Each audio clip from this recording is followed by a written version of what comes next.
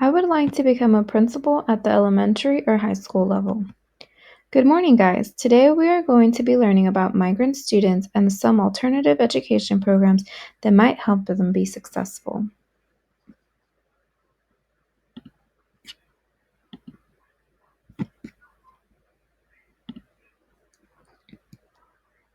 Who is considered a migrant student? Migrant students are usually between the ages of 0 to 21. Their families work in the agricultural field or the fishing industries. They usually are moving around from district to district or even state lines within a year or 2 year period of time. They also usually travel with their families, following the crops by the season. Migrant students also tend to work in the fields with their families as well.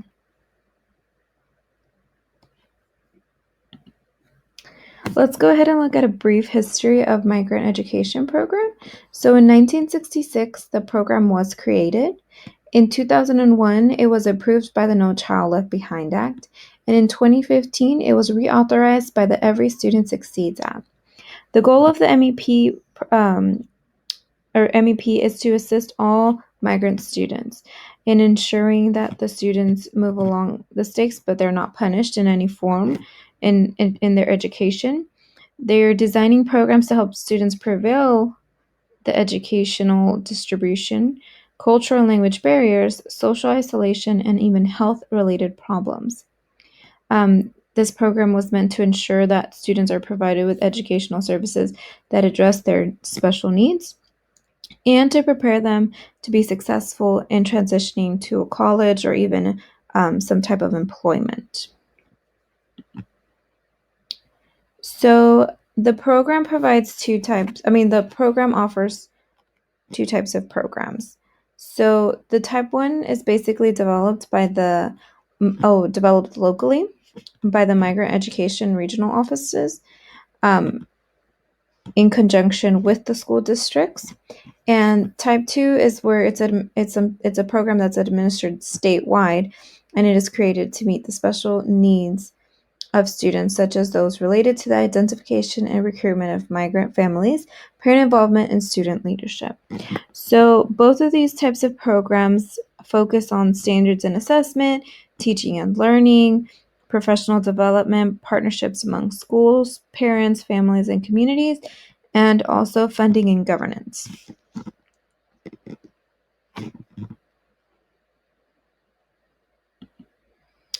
How do students qualify for the MEP services? Well, they need to meet the definition of a migratory child, which basically means that it's a child who is or whose parents or spouse is a migratory agricultural worker.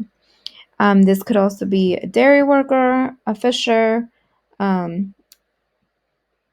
jobs that are moving from state to state within like a 36-month period. In order to obtain or accompany such parent or spouse, in order to obtain temporary or seasonal employment in agriculture or fishing work. So the student has to be moving with the parent because of the job need.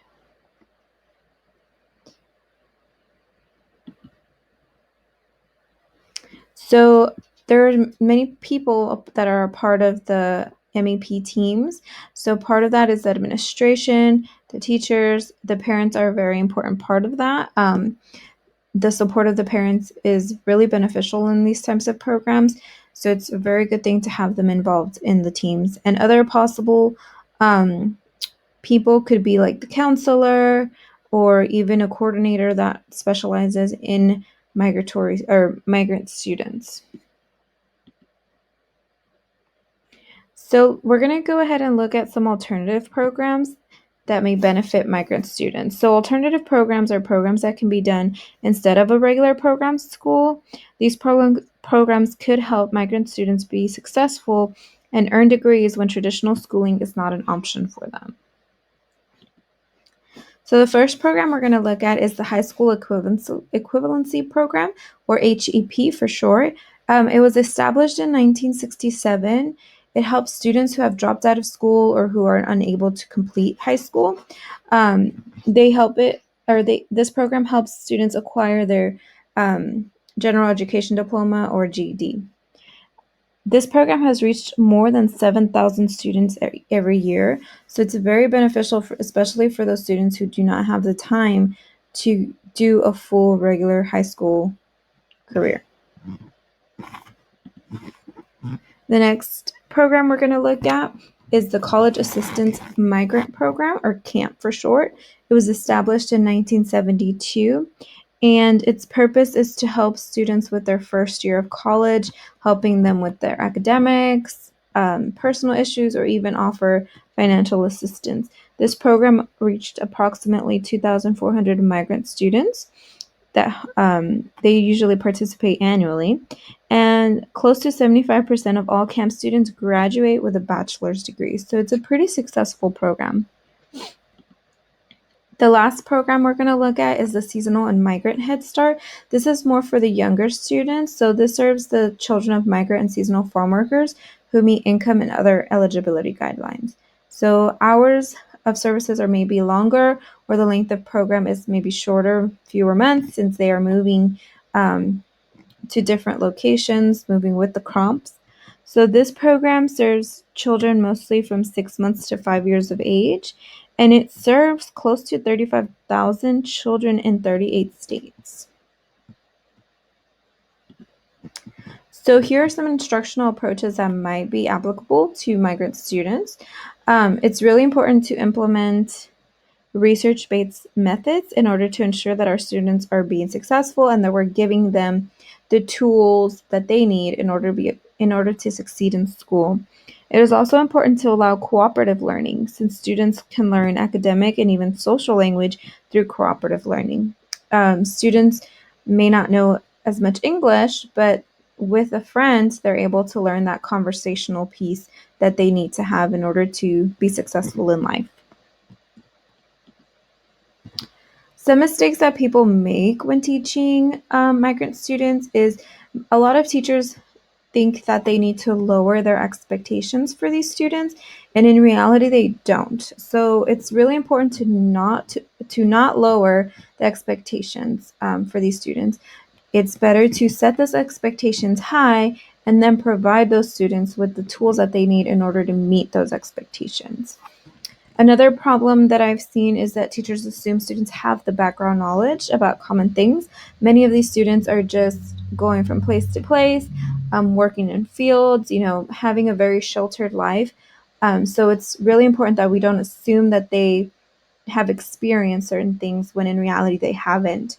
One way we can fix these, or we can provide them with this knowledge, is by showing pictures or taking students on virtual field trips to help build that background knowledge. I know as a leader, I plan to monitor this program. I know the biggest thing is that these students are moving from place to place, so the most important thing would probably be to keep student data up to date. Below, you can see that there's two programs that can be used: the Migrant Student Information Exchange and the New Generation System. So it's really important to keep that data for those students up to date so that wherever they may go, they can just start off right where they left off. Another important thing that I plan on doing is just keeping constant communication with my support staff. If I know what the issues are, then we can work together to solve them if there's that open communication. If there's no open communication, things are going to get lost and people are going to feel unsupported. And in the end, the students are the ones that are really going to struggle. So communication is very, very, very important when we're looking at these programs and we're monitoring them and all of that. Okay. Thank you guys for listening, and I hope you guys learned a little bit about migrant students and some alternative programs that can benefit them.